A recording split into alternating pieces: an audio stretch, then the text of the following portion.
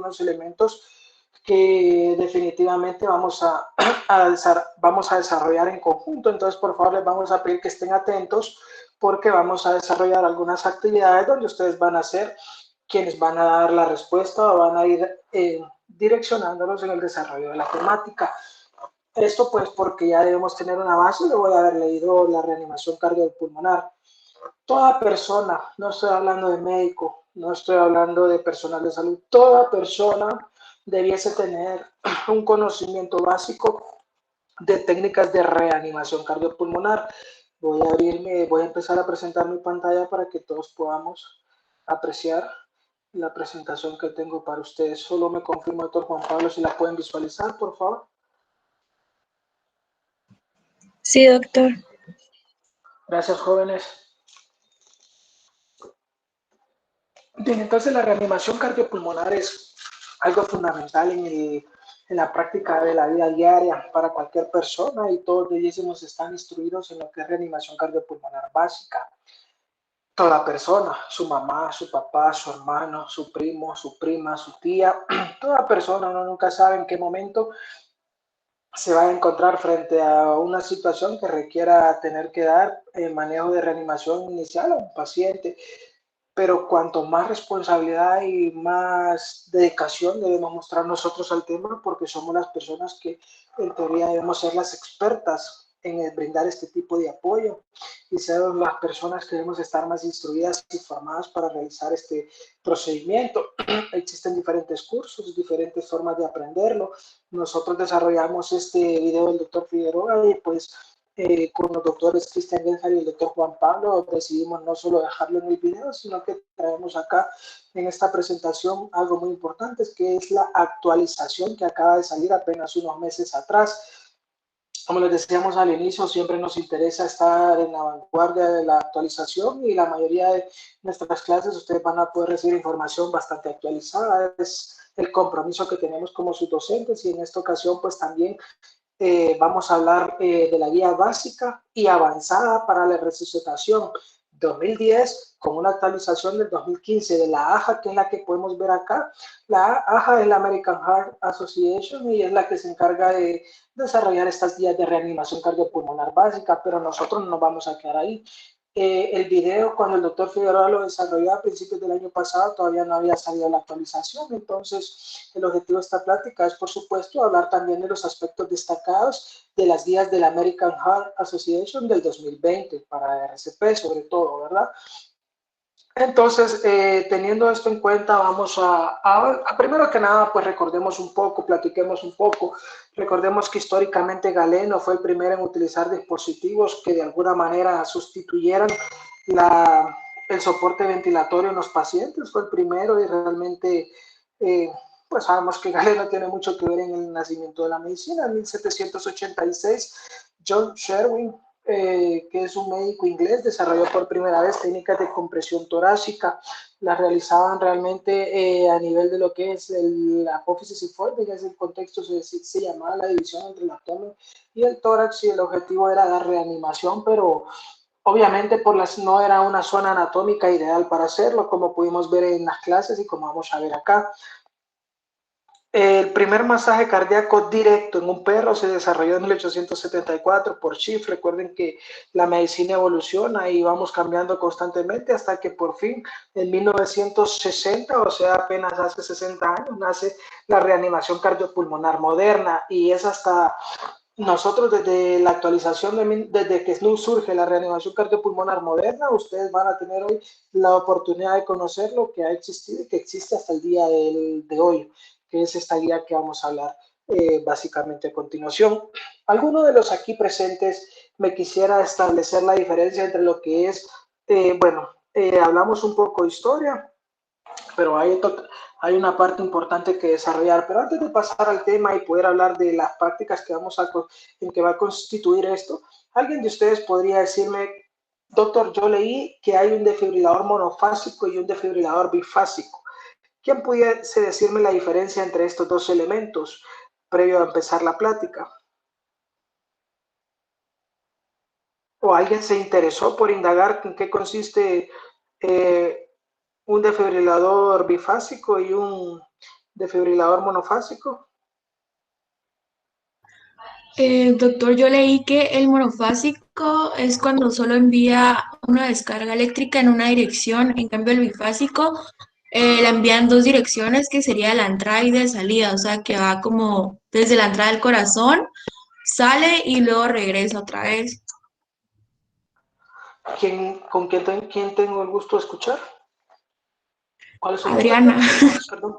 Adriana. Perdón, Adrián, es que como estoy presentando la pantalla no logro ver su nombre. Gracias, Adriana, y usted está en todo lo correcto. Qué bueno que usted le dio el interés de investigarlo. Entonces, de entrada tenemos que saber, estimados, que existen dos tipos de desfibrilador. En 1900, recordemos que estamos hablando que en 1960 surge lo que es la reanimación cardiopulmonar como la conocemos hoy en día, pero 5 años previo existió el primer marcapaso externo. Significa que es un dispositivo que surgió en este momento para dar apoyo a las personas que tenían una arritmia, sobre todo la de bradicardia o bloqueo, y un marcapaso externo es lo que nos permite continuar con la función cardíaca cuando nuestro corazón es capaz de hacerlo. Y en 1955 fue el primero. Bueno, el marcapasos o el desfibrilador funciona de una forma similar. Lo que hacemos con el desfibrilador, estimados, es que enviamos un impulso eléctrico, como decía Adriana, que va directamente de las palas de los electrodos, de las palas del desfibrilador en dirección al corazón cuando es monofásico. Entonces pasa, como pueden ver acá en la imagen, pasa de lo que es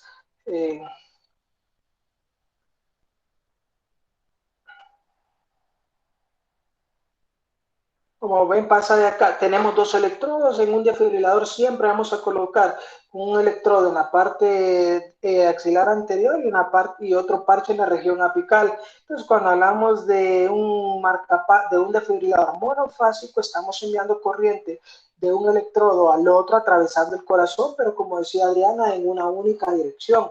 Ahora bien, en la actualidad, todos los desfibriladores que tenemos, por ejemplo, en el Hospital Roosevelt son desfibriladores bifásicos. ¿Qué quiere decir esto? Como dijo Adriana, que envía un impulso eléctrico, una descarga eléctrica que va en una dirección y esto pasa a través del corazón con el objetivo de bloquear todas las células que envían un impulso nervioso, un impulso eléctrico desde el corazón, y volverlo a paralizarlas transitoriamente con la descarga eléctrica, y luego que nuevamente vuelvan a iniciar su función de descargas eléctricas, pero de forma ordenada.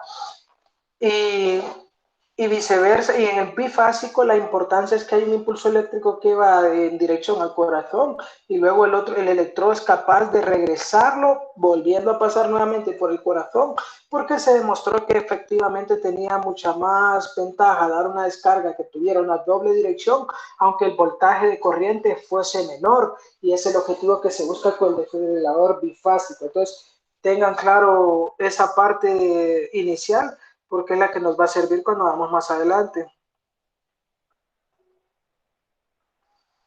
Entonces, una vez que hemos visto esto y como Adriana ya nos explicó, vamos a pasar. Los que pudieron, bueno, todos tuvieron que haber visto la presentación y lo vamos a comprobar más adelante.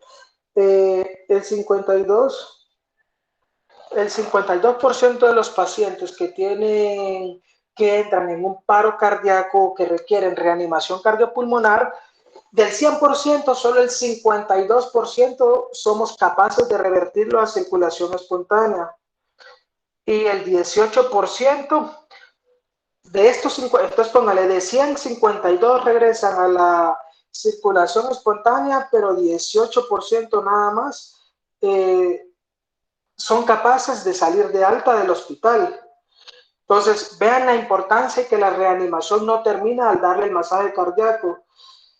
Permítanme.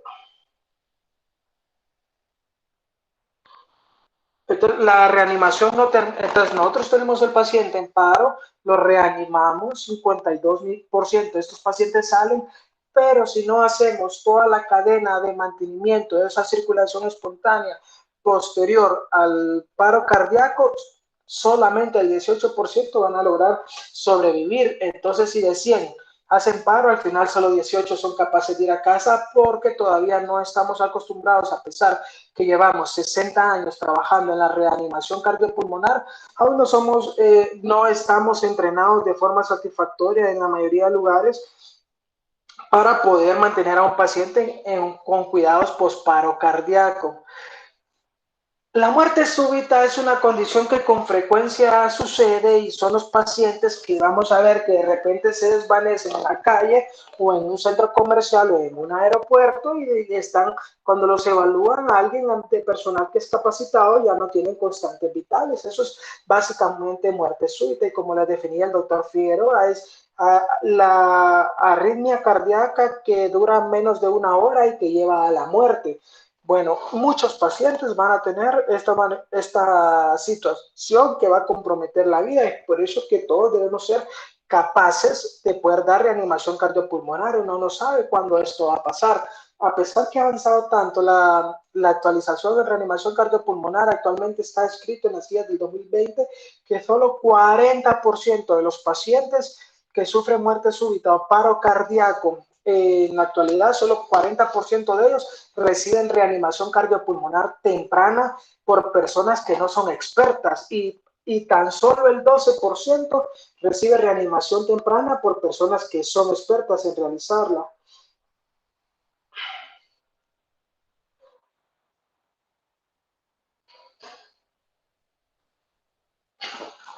Lo primero que debemos hacer, como mencionaba el doctor, y lo primero que debemos indagar es realmente si el paciente está en paro cardíaco. Una de las disyuntivas o las dificultades más comunes que nosotros enfrentamos al principio que estamos adquiriendo las capacidades es que no somos tan capaces de identificar si realmente mi paciente está en paro cardíaco o no. Si yo tengo una persona en la cual yo observo una caída, que se desploma, me acerco y veo que el paciente, en primer lugar, no responde, veo que mi paciente tiene alteración en el patrón respiratorio o solo jadea solo está jadeando o no respira, entonces cualquiera de esas es indicación para iniciar la reanimación cardiopulmonar. Entonces, si mi paciente tiene pérdida súbita del estado postural, con ausencia de signos vitales o no responde o veo que solo jadea y no respira, tengo 10 segundos exactamente para que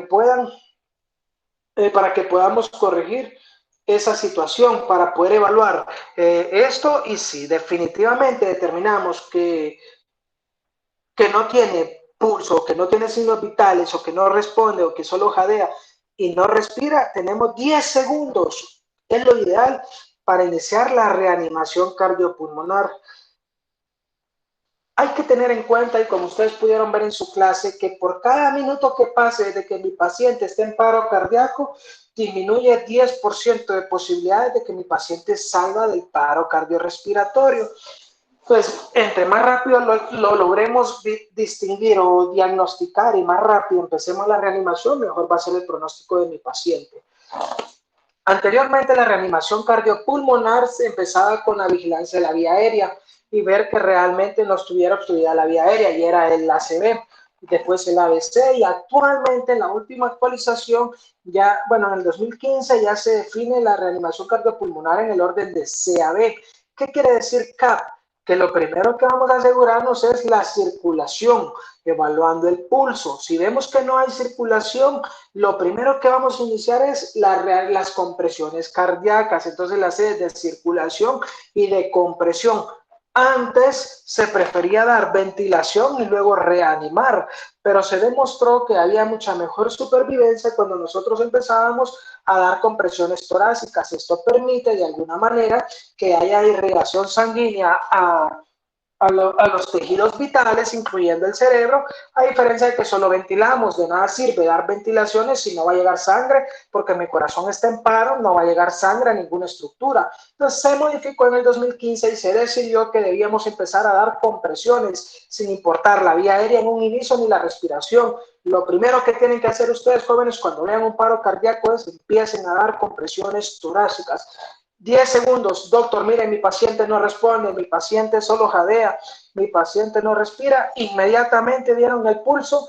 ¿Qué pulso van a evaluar? Van a tocar la línea media de la garganta y se van a extender 2 centímetros para buscar el pulso carotidio. Entonces, en la línea media de mi cuello se extienden a la derecha o a la izquierda 2 centímetros y buscan exactamente ahí lo que es el pulso carotidio. Si en 10 segundos no constataron el pulso carotidio o no existe, empiezan las compresiones torácicas.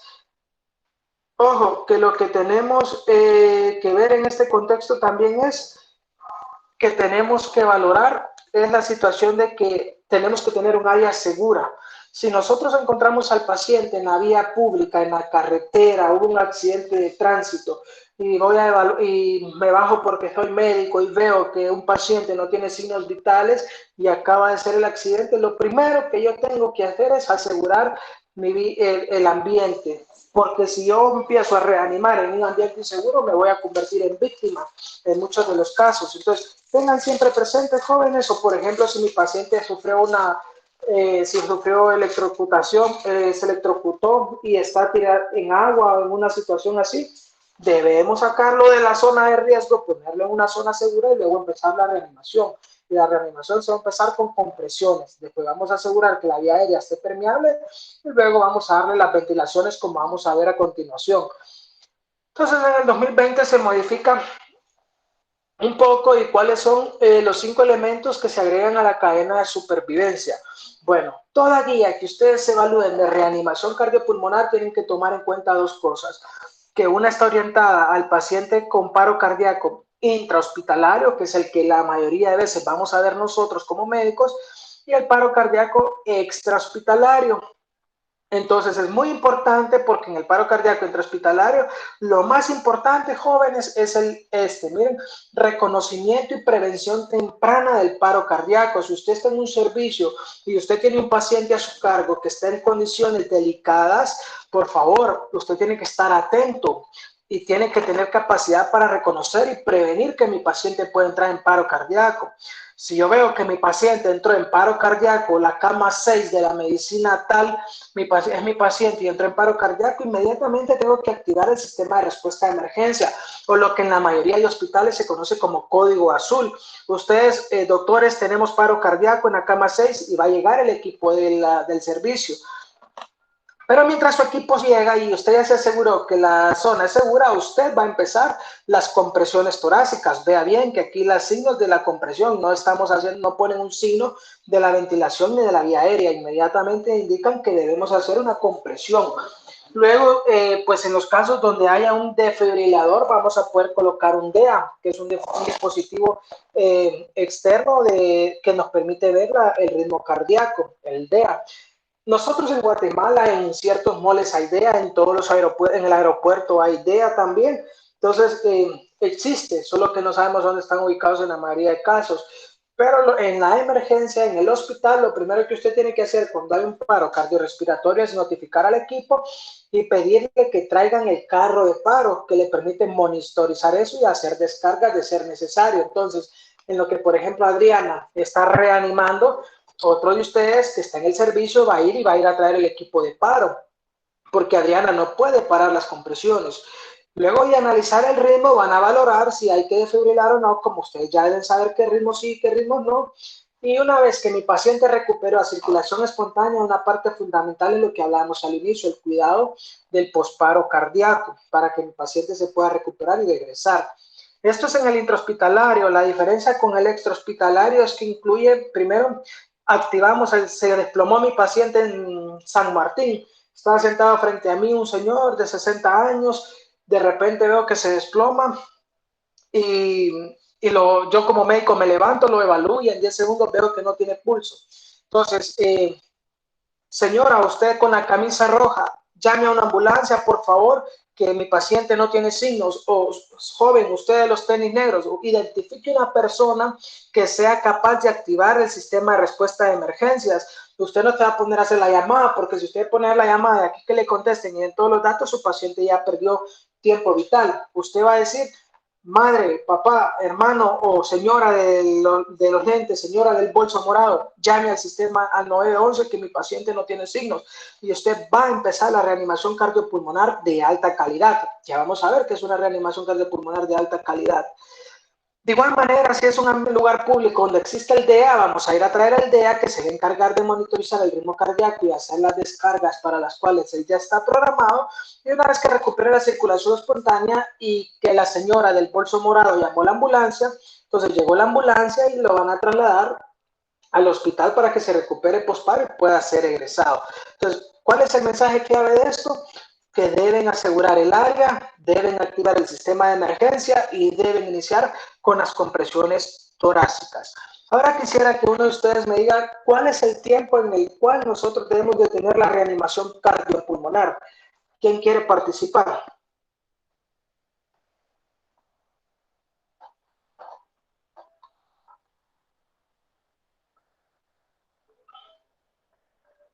¿Quién? Doctor, Adelante. yo recuerdo que en el video mencionaron que eran 20 minutos. ¿Quién habla? Vania ¿Con quién Vázquez. tengo el gusto? Mucho gusto, Dania. Bueno, Dania, efectivamente, mucha literatura le va a decir que 20 minutos, pero usted debe tener claro, lo que todos debemos tener claro, jóvenes, para iniciar es que por cada minuto que perdamos hay 10% de disminución de la probabilidad de éxito. Entonces, Dani, usted no puede esperar inmediatamente activa el sistema, empieza las compresiones, ya sea en su servicio o sea en la calle. Su respuesta es acertada, Dania, pero tenemos que tomar en cuenta que a partir de los 6 minutos de hipoxia cerebral, mi paciente va a tener secuelas neurológicas irreversibles. Y es lo que por eso se estableció como un tiempo límite de 20 minutos, porque 20 minutos, luego de los 20 minutos mi paciente ya, la hipoxia cerebral va a ser tan marcada que definitivamente no vamos a poder revertir el estado de ausencia de signos vitales que mi paciente tiene. Ya hay hipoperfusión bien extrema de todos los órganos, incluyendo el cerebro, y hay daño y secuelas irreversibles y que no le van a permitir al paciente sobrevivir. Pero usted debe saber que de los primeros 6 minutos en adelante mi paciente ya está empezando a presentar, si no estamos haciendo una RCP de alta calidad, y por eso es que se insiste en que sea de alta calidad, si ya pasaron 6 minutos y mi RCP no es de alta calidad, mi paciente ya va a quedar con secuelas neurológicas permanentes si logra sobrevivir. Pero el tiempo máximo es 20 minutos. Pero esto hay que tener juicio crítico y usted debe tomar una decisión. Yo les puedo decir que pacientes de edad avanzada, con comorbilidades importantes, con una calidad de vida que ya está mermada, pues definitivamente no vamos a hacer un mayor énfasis de sobrepasar este tiempo tratando de obtener una respuesta. Pero ya hemos tenido la ocasión de pacientes jóvenes que por una u otra razón hacen paro cardiorrespiratorio y hemos dado reanimación por un minuto. Perdón, por una hora. Hay casos de una hora y que ha salido a la circulación espontánea el paciente luego de una hora. En mi caso personal, lo más que he dado reanimación son 32 minutos y mi paciente se fue a su casa sin secuelas neurológicas. Pero es por eso que la reanimación cardiopulmonar debe ser de calidad para asegurarnos esto. Y hay parámetros para asegurarnos que está siendo de calidad. Entonces, ¿en qué otra ocasión va a parar, Andrea? ¿En qué otra ocasión usted va a decidir parar aparte de los 20 minutos?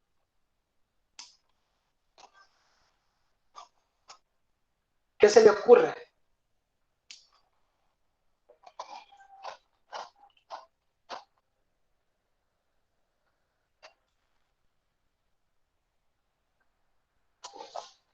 ¿Qué piensa?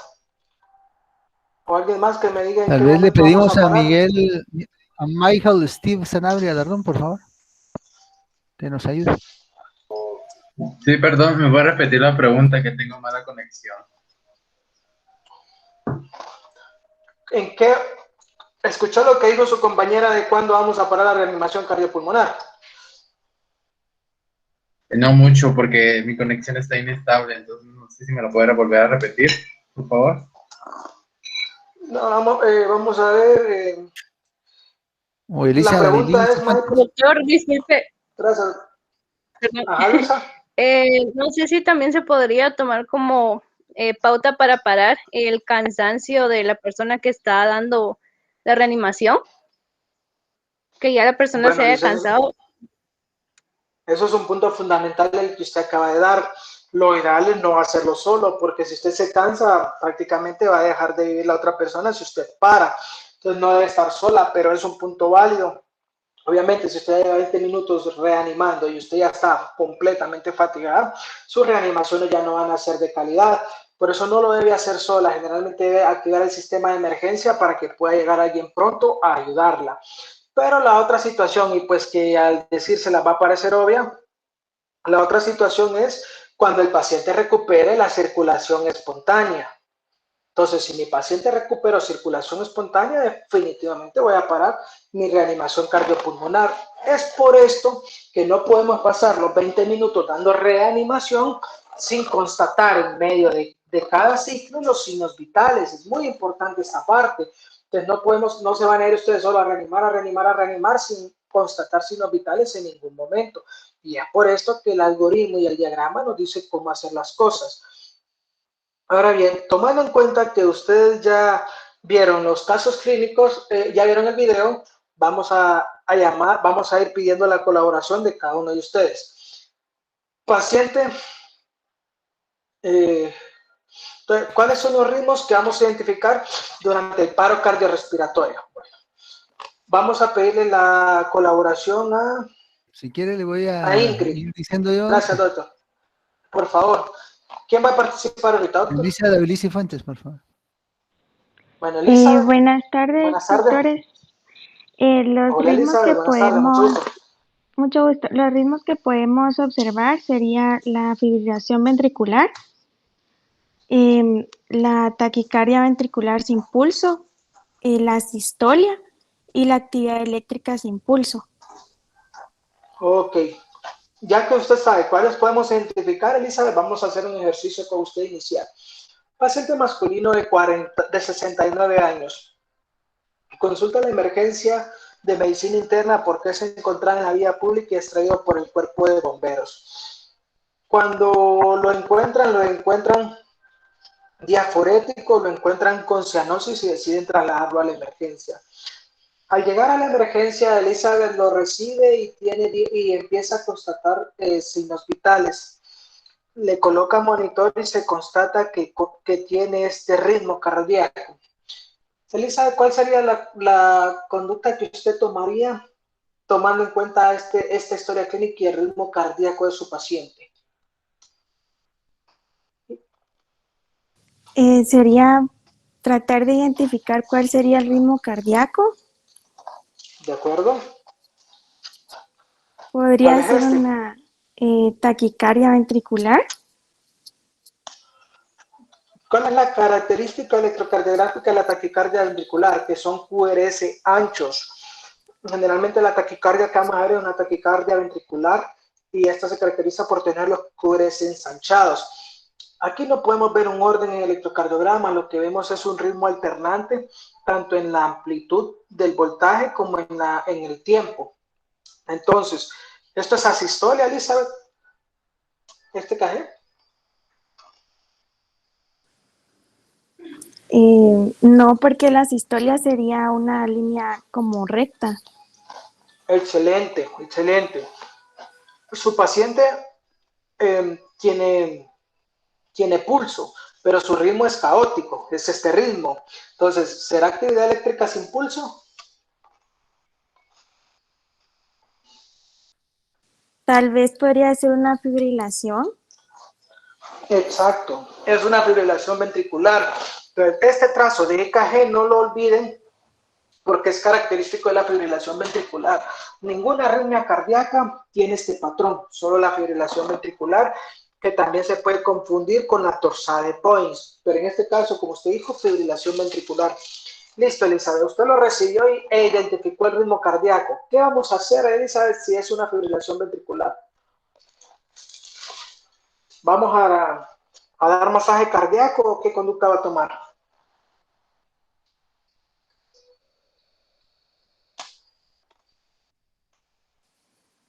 Sí tendría que tomar el masaje cardíaco o una descarga.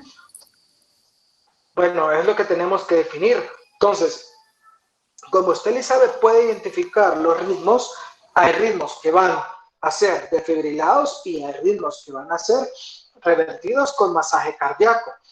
¿Cuáles son ritmos que van a la fibrilación ventricular dentro de qué categoría entra, Elizabeth?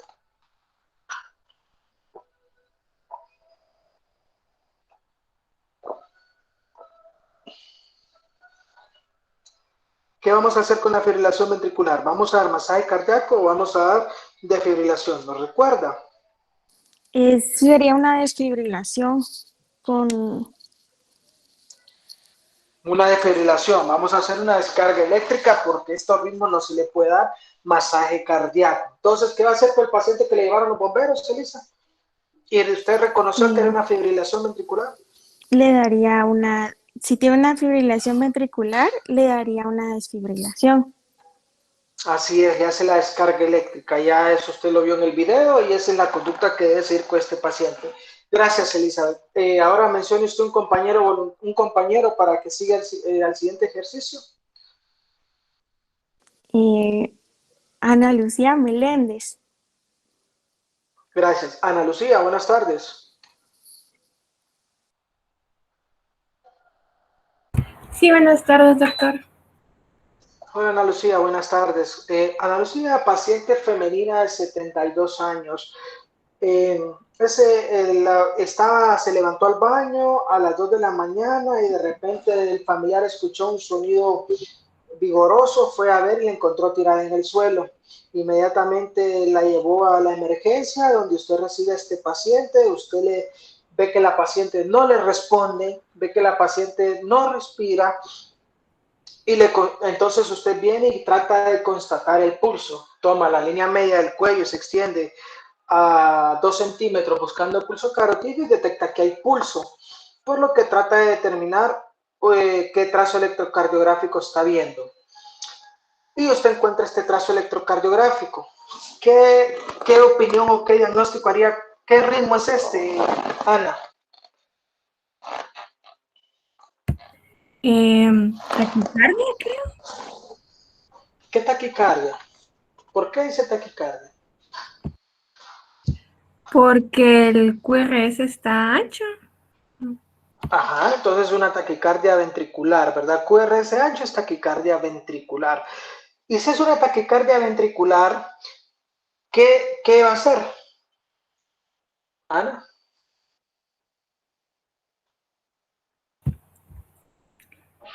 En este caso, creo que también sería desfibrilación. ¿Cuáles son los ritmos que se desfibrilan, Anita?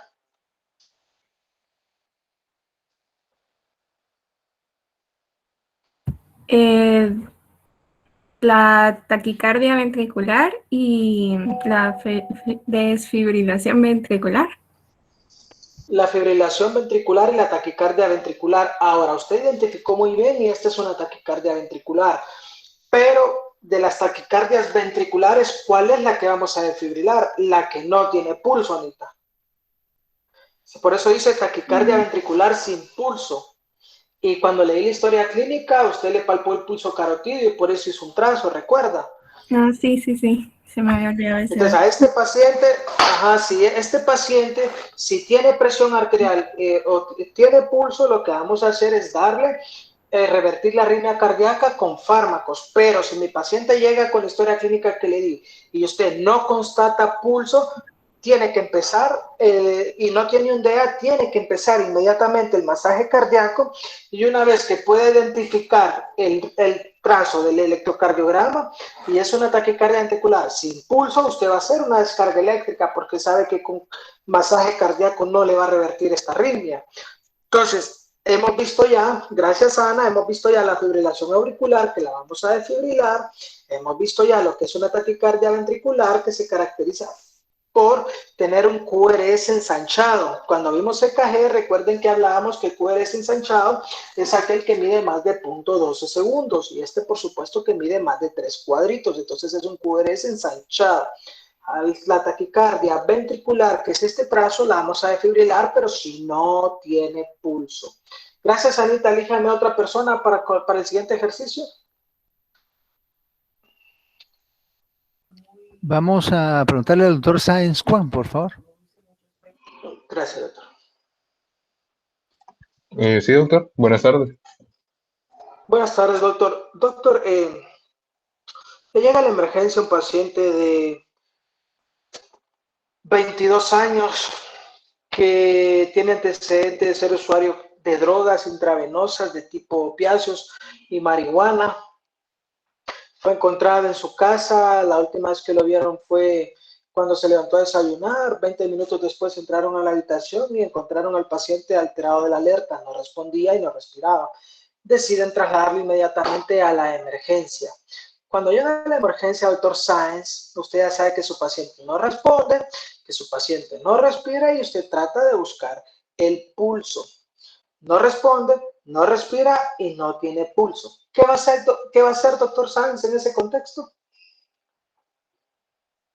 Bueno, ya que vimos que no responde y que no presenta pulso, pues el algoritmo me indica que tengo que iniciar con RCP y podría administrar naloxona.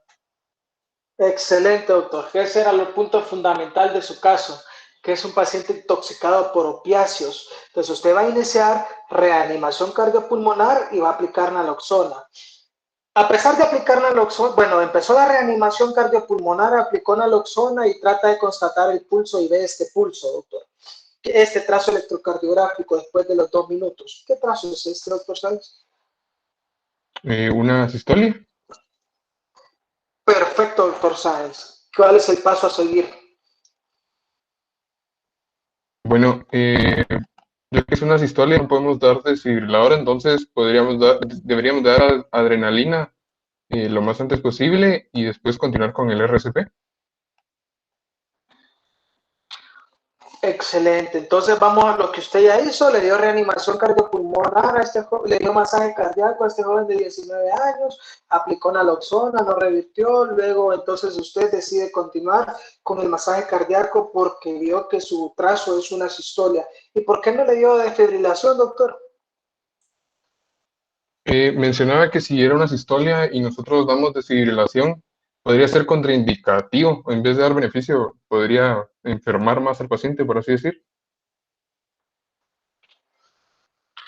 Así es, estimado. Entonces, se ha visto, está demostrado que dar desfibrilación en un paciente con una sistolia es mayor riesgo que el beneficio que va a demostrar. Ya está ampliamente demostrado. Entonces, en una sistolia continuamos con el masaje cardíaco, seguimos el algoritmo, hacemos un masaje cardíaco, constatamos pulso, no existe, damos adrenalina, y continuamos con la reanimación hasta que lleguemos a los 20 minutos o al tiempo que nosotros pensemos que es prudente darle, y luego y administramos por lo menos dos más dosis de adrenalina hasta llegar a 3, ¿verdad?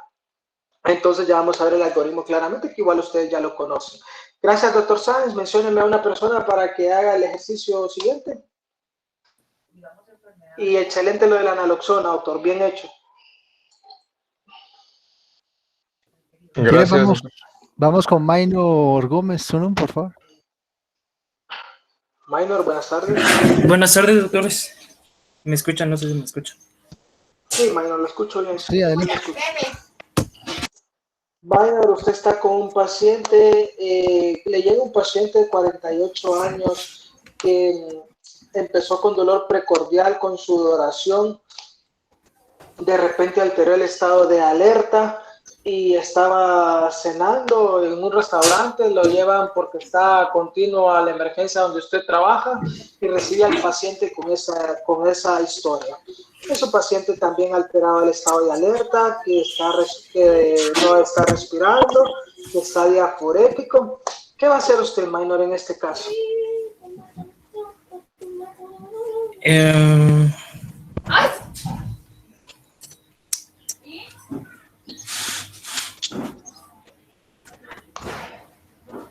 No responde, no respira, tuvo dolor precordial y está diaforético. ¿Cuál es el primer paso que usted va a realizar al ver que no respira y no responde?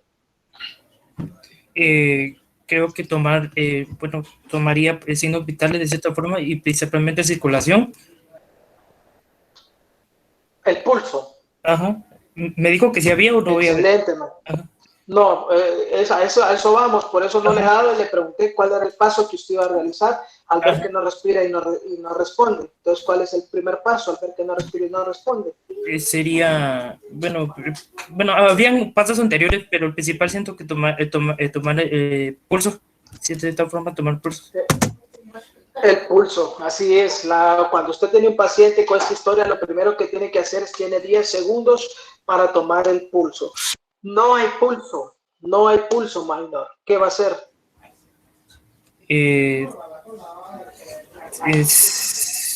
Comenzar con RCP.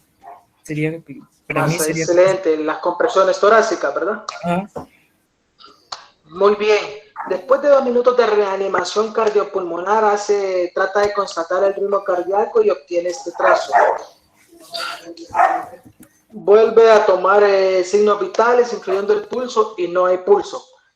¿Qué tenemos aquí, minor?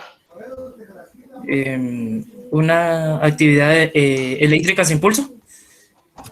Perfecto, minor. Actividad eléctrica sin pulso. Es así como se identifica, ¿verdad? Tenemos actividad eléctrica en el electrocardiograma, pero no tenemos pulso. Entonces tenemos una actividad eléctrica sin pulso. ¿Y qué vamos a hacer aquí entonces, minor? Aplicar adrenalina. ¿Y continuar con qué? Con las compresiones o el RCP.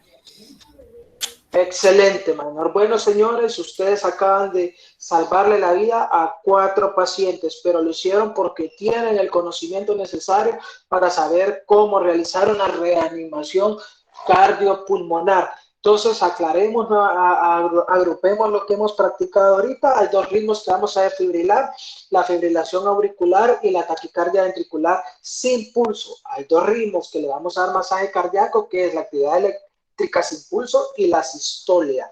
Perfecto, doctores. ¿Cómo vamos a dar las compresiones torácicas? Bueno, señores, lo que vamos a hacer es arrodillarnos al lado de la víctima o en la cama, encima de la camilla donde está nuestro paciente. Vamos a poner el talón o el borde de la mano en el centro del pecho, más o menos a nivel de las tetillas o entre el 4º y el 5º espacio intercostal en el esternón, en la línea media. Y vamos a colocar la mano encima de la otra, justamente entrecruzando los dedos, como podemos ver en la imagen. Esta es la forma ideal de hacer reanimación cardiopulmonar. El dorso de la mano en la línea media del paciente sobre el esternón, y luego con la otra mano encima vamos a hacer compresiones, entrelazar los dedos. Más o menos esto. Miren, hay que tener claro que los brazos deben estar rectos en todo momento. No podemos tener brazos flexionados, sino que deben estar rectos, y los hombros deben estar justamente encima de donde están las manos, con los brazos rectos. Esa es la técnica adecuada para poder dar compresiones torácicas de calidad. Que sigue luego, bueno, un paso fundamental. Entonces, tenemos que tener los hombros a la altura de la mano, con los brazos rectos en la posición que acabamos de hablar. Esta es la forma ideal de realizar masaje cardíaco. No nos vamos a poner desde abajo de la cama y solo estar empujando el pecho.